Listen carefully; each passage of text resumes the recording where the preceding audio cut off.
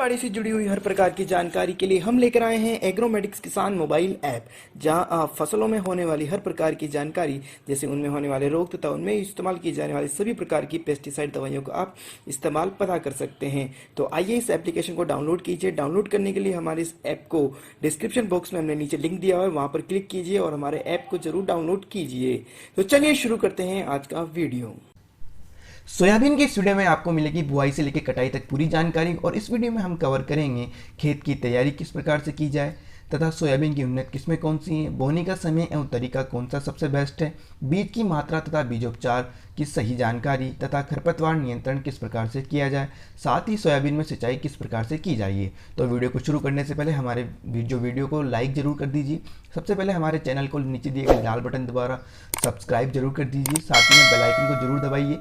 और हम अब बात करते हैं खेत की तैयारी किस प्रकार से की जाइए। तो सोयाबीन की खेत की तैयारी करने से पहले सबसे पहले तो आप चिकनी दोमट मिट्टी वाले खेत को ही सोयाबीन की खेती के लिए चुनें तथा उस खेत को आप सोयाबीन के लिए बिल्कुल भी नहीं चुनें जिसमें पानी की जो निकास नहीं है। कहने का मतलब पानी उस खेत में अगर भर जाता है तो आप उसमें सोयाबीन की फसल बिल्कुल भी ना लें। और वर्षा प्रारंभ होने पर ही आप जो है खेत की 2 से 3 बार जुताई कर दीजिए, साथ में उसके बाद 2 या 3 बार जो है बकरत या पाटा लगाकर खेत को तैयार कर लेना सबसे सोयाबीन की फसल के लिए सबसे बेस्ट होता है। अब बात करते हैं बोने का समय एवं तरीका। जो सोयाबीन की उन्नत फसल के लिए आपको सोयाबीन की बोने का जो सही समय है वो जून के अंतिम सप्ताह से जुलाई के प्रथम सप्ताह तक, यानी कि 25 जून से लेकर 10 जुलाई तक के मध्य का समय सोयाबीन की बुआई के लिए सबसे बेस्ट माना जाता है। समय अच्छे अंकुरण हेतु भूमि में 10 सेंटीमीटर गहराई तक उपयुक्त नमी होना चाहिए। यदि आप सोयाबीन की बुआई कर रहे हैं तो आपके खेत में 10 सेंटीमीटर गहराई तक जो है अच्छी नमी होना चाहिए, तब आपको है वो अच्छा अंकुरण, अच्छा जर्मिनेशन आपके सोयाबीन के बीज का मिलेगा। उसके बाद यदि आप जुलाई के प्रथम सप्ताह के पश्चात, यानी कि आप 10 जुलाई के बाद अगर आप सोयाबीन की बुआई कर रहे हैं तो आपको बीज की मात्रा 5 से 10% बढ़ानी पड़ेगी। इसका मतलब यदि आप 40 किलोग्राम प्रति एकड़ के हिसाब से आप बीज की बुआई कर रहे हैं और आप 10 जुलाई के बाद बीज की बुआई कर रहे हैं तो आप 45 किलो बीज आपको लेना पड़ेगा, यानी कि 5 से 10% बीज की मात्रा आपको बढ़ाकर चलनी पड़ेगी। कतारों से कतारों की दूरी, यानी कि एक कतार से दूसरी कतार की बीच 30 सेंटीमीटर होनी चाहिए बोनी किस्मों के लिए। यदि आप बड़ी किस्मों की बुआई कर रहे हैं तो कतार से कतार की बीच की दूरी 45 सेंटीमीटर होना अत्यंत आवश्यक है। उसके बाद हम बात करेंगे बीज 2.5 से 3 सेंटीमीटर गहराई पर बोया जाए जिससे आपको जर्मिनेशन सही मिल सके। उसके बाद बात करेंगे सोयाबीन की उन्नत किस्में और हमारे पास पहली किस्म है NRC 7 अहिल्या 3। उसकी जो आप पकने की अवधि देख रहे हैं वो 90 से 100 दिन है, जिसकी उपज 10 से 12 क्विंटल प्रति एकड़ के हिसाब से है। मुख्य विशेषताएं इसकी देखी जाए तो पौधों की सीमित वृद्धि होती है जिससे काटने में किसानों को कोई प्रॉब्लम नहीं होती। इसकी जो फलियां होती है वो चटकती नहीं है। गडल बीटल और तना मक्खी, जो कि गडल बीटल सोयाबीन का सबसे घातक बीमारी होती है, उसके प्रति इसका सहनशील होती है ये किस्म। अब दूसरी किस्म हमारे पास आती है NRC 12 अहिल्या 2।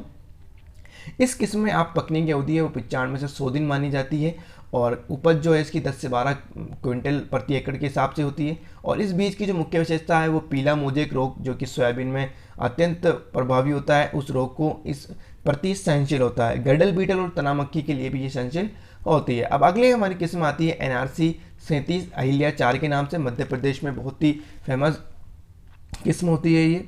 पकने की अवधि जो है वो 100 से 105 दिनों के मध्य होती है और इसकी उपज जो है वो 8 से 10 क्विंटल प्रति एकड़ के हिसाब से मानी जाती है। अगली किस्म आती है NRC 86। इस किस्म के अंदर अगर बात की जाए तो पकने का जो है 90 से 95 दिनों में पकती है, यानी कि इसकी जो उपज है वो 8 से 10 क्विंटल प्रति एकड़ है और इसकी जो मुख्य विशेषताएं हैं वो पीला मोजेक रोग के प्रति सहनशील होती है और गडल बीटल तथा तना मक्खी के लिए सहनशील है।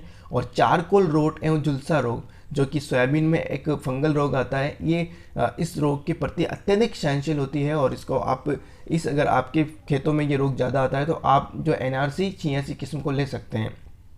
सोयाबीन की अगली किस्म है हमारे पास JS 2034, जिसकी पकने की अवधि है दिनों में अगर बात की जाए तो 87 से 90 दिनों के मध्य है और इसकी उपज जो प्रति क्विंटल एकड़ में है वो 8 से 10 क्विंटल प्रति एकड़ है तथा इसकी मुख्य विशेषताएं ये कम और मध्यम वर्षा के लिए उपयुक्त होती है। यदि आपके खेतों में जो है आपके फसलों में आपको पानी की पर्याप्त आवश्यकता नहीं मिल पा रही है तो आप इस किस्म को ले सकते हैं।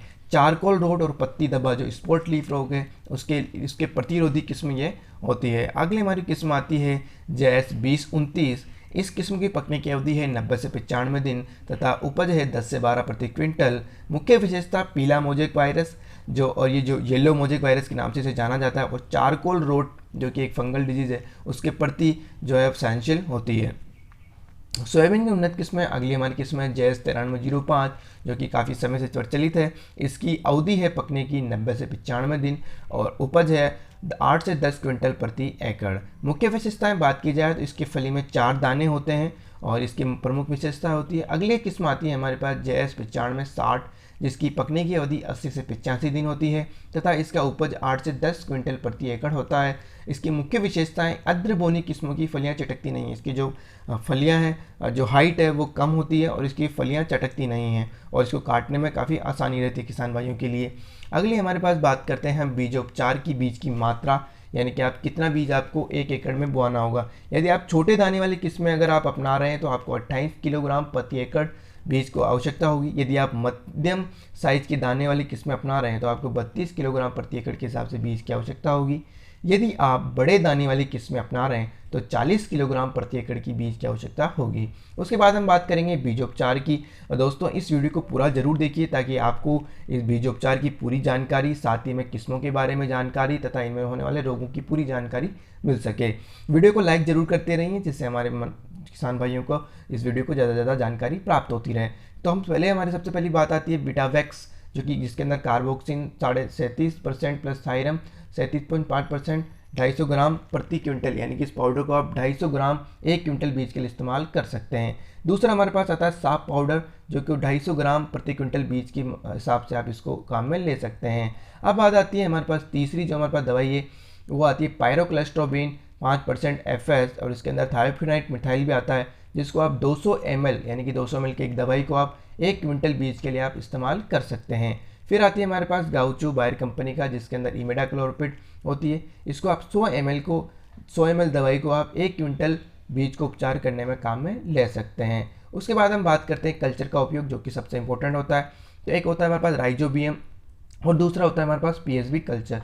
इन दोनों को आप मिक्स कर जो आपने एक बार फफूंदनाशक दवाइयों, जो इससे पहले जो पाउडर से आपने दवाइयों को उपचारित किया था, बीज को उपचारित किया था, उसके बाद उसको सुखाने के बाद आपको 5 ग्राम राइजोबियम जीवाणु को मिलाकर 5 ग्राम PSB कल्चर के साथ मिलाकर घोल बनाकर और 1 किलोग्राम, यानी कि 5 ग्राम तो लेंगे आप राइजोबियम और 5 ग्राम लेंगे PSB कल्चर, इन दोनों का घोल बनाकर आप बीज को उपचारित करें। मगर उपचारित बीज को छाया में रखना चाहिए एवं शीघ्र बोनी करना चाहिए, बुआई जल्दी से जल्द इसको करना चाहिए। मगर किसान भाइयों इसमें ध्यान रखें आप कि फफूंदनाशी दवाइयों तथा कल्चर को कभी भी एक साथ नहीं मिलाएं, वरना आपकी जर्मिनेशन में प्रॉब्लम हो सकती है। उसके बाद हम बात करते हैं सोयाबीन में पोषण प्रबंधन। तो सबसे पहले आप जो अपने खेत में है वो सड़ी हुई गोबर की खाद, कंपोस्ट खाद, जो आपके देसी खाद है, उसको आप 2 टन प्रति एकड़, यानी कि 1 एकड़ में 2 टन खाद को आप इसमें डलवा सकते हैं। उसके बाद हम बात करते हैं जैसे कि हमारे पास उर्वरक की मात्रा, यानी कि सोयाबीन में अगर हम बात करें 1 एकड़ के लिए तो नाइट्रोजन 8 किलोग्राम होना चाहिए आपको, फॉस्फोरस 32 किलोग्राम प्रति एकड़, और जो पोटास है वो 8 किलोग्राम प्रति एकड़, और सल्फर की जो मात्रा है वो 8 किलोग्राम प्रति एकड़ होना चाहिए। ये जो हमने मात्रा आपको दी है नाइट्रोजन, फास्फोरस और पोटास, सल्फर की, इसकी मात्रा आपकी सॉइल टेस्ट के आधार पर परिवर्तित हो सकती है। हम बात करते हैं सोयाबीन में खरपतवार नियंत्रण। जब सोयाबीन शुरुआत के 25 से 30 दिनों तक का होता है, इसमें खरपतवार इसको बढ़त को बहुत ही ज़्यादा नुकसान देता है। तो इसके बचाव के लिए हम सबसे पहले हमारे पास पहली दवाई है टर्गा सुपर, जिसके अंदर क्वाजाफ्लॉप इथाइल आता है, और इसको आप 15 से 20 दिन की खड़ी फसल में घास कुल जो होता है, ध्यान रखिए दोस्तों, घास कुल की खरपतवारों को नष्ट करने के लिए सबसे बेस्ट होती है। इसकी जो मात्रा होती है वो 400 ml प्रति एकड़, यानी कि 1 एकड़ में 400 ml दवाई का आप स्प्रे कर सकते हैं। उसके बाद हमारे पास दूसरी दवाई आती है परस्यूट, जो कि बहुत ही फेमस दवाई है। घास कुल और चौड़ी पत्ती, यानी कि ब्रॉड लीफ चौड़ी पत्ती की जो खरपतवार है, उनके लिए आप इमेजा थाइपर 300 ml प्रति एकड़, यानी कि आप इसको इस्तेमाल कर सकते हैं। लगभग 1 लीटर जो है वो आप इसको 8 बीघा में आप इसको इस्तेमाल कर सकते हैं। उसके बाद हमारे पास आती है सोयाबीन में खरपतवार नियंत्रण में टर्गा सुपर और क्यूरिन, जिसके अंदर आप 1 एकड़ खेत की स्प्रे की दवाई की मात्रा, यानी कि आप 1 एकड़ में स्प्रे कर रहे हैं तो टर्गा सुपर आपको 300 ml लेनी पड़ेगी, जिसके अंदर आपको क्यूरिन मिलाना पड़ेगा 15 ग्राम का, और आप अगर इसको बारिश के टाइम पे स्प्रे कर रहे हैं तो आप इसमें धानुमिट जो कि एक स्प्रेडर होता है, चिपको सिलिकॉन स्प्रेडर, उसको भी आप इस्तेमाल कर सकते हैं। यदि आप अगर इस दवाई स्प्रे करने के बाद बारिश भी आ जाती है तो इसका आपको दवाई फसल पर कोई नुकसान नहीं होगा।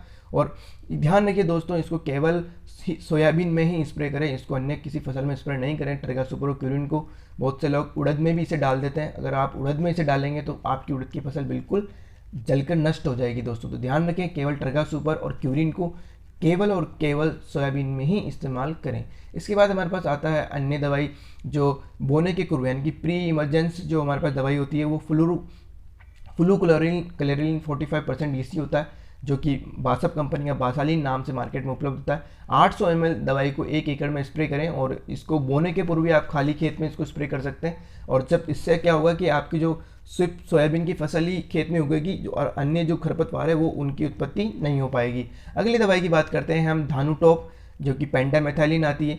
तो अंकुरण के पूर्व यानी कि उगने से पूर्व आपने एक बार खेत में आपको सोयाबीन की बुआई कर दी है, जब सोयाबीन उगने से पहले ही आप इसको जो है पेंटामेथाइलिन को 1.5 लीटर या 1.25 लीटर पेंटामेथाइलिन को आप 1 एकड़ में आप इसको 250 ml पानी में मिलाकर जो आपका फ्लैट नोजल होता है उसकी सहायता से पूरे खेत में स्प्रे कर सकते हैं। इससे आपको खरपतवार उत्पत्ति नहीं हो पाएगी। उसके बाद हम बात करते हैं सोयाबीन में सिंचाई की। तो दोस्तों, सोयाबीन में सिंचाई अत्यंत महत्वपूर्ण होती है। इसकी सिंचाई करने के लिए आप जो है फलियों में दाना भरते समय अर्थात सितंबर माह में, क्योंकि आप इसकी जो है जुलाई में अगर आप लगभग बुआई करेंगे तो आपको सितंबर माह में जब इसकी फलियों में दाना भरेगा तब पर्याप्त, यदि नमी खेत में अगर नमी नहीं रहती है, आपकी बरसात छोड़ जाती है, तो आपको इसमें सिंचाई करना जरूरी होगा। क्योंकि अगर आपको उत्पादन लेना है तो इस समय पर जब फलियों में दाना भरेगा तब सिंचाई करना अत्यंत आवश्यक है। तो उम्मीद है आपको वीडियो बहुत अच्छा लगा होगा। यदि आपको कोई सुझाव है तो नीचे कमेंट बॉक्स में जरूर कमेंट करें, और साथ में अगर आपको सोयाबीन से संबंधित